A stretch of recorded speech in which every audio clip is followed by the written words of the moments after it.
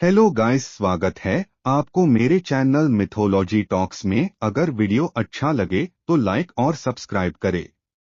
ब्रह्मा ने श्री कृष्णा की परीक्षा क्यों ली? यह कहानी श्री कृष्ण के बचपन की है।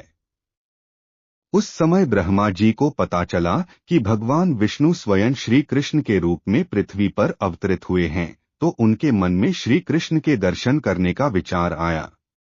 वह ब्रह्मलोक से पृथ्वी पर आए और देखा कि अपने सिर पर मोर मुकुट को धारण किए एक बालक गायों और ग्वालों के साथ मिट्टी में खेल रहा है।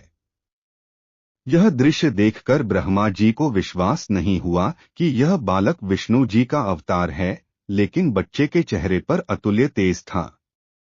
यह देखकर ब्रह्मा जी ने श्री कृष्ण की परीक्षा लेने का विचार किया। उन्होंने सबसे पहले गायों को वहां से उठा लिया। फिर जब श्री कृष्ण गायों को देखने के लिए गए तो उन्होंने वहां खेल रहे ग्वालों को भी उठा लिया और अपने साथ ब्रह्मलोक ले गए।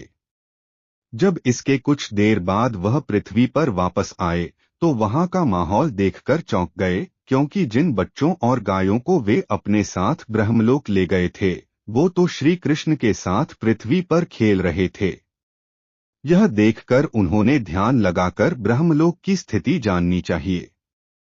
उन्होंने दिव्य दृष्टि से देखा कि सभी बालक और गायें ब्रह्मलोक में ही हैं। यह सब देखकर उन्हें श्री कृष्ण की लीला समझ आ गई और उन्होंने हाथ जोड़कर उनसे क्षमा मांगी। साथ ही प्रार्थना की कि प्रभु मुझे अपने असली रूप के दर्शन दें। तब श्री कृष्ण ने ब्रह्मा जी को अपना विराट रूप दिखाया। श्री कृष्ण के उस रूप के दर्शन करने के लिए कई और ब्रह्मा भी वहां पर आए गए।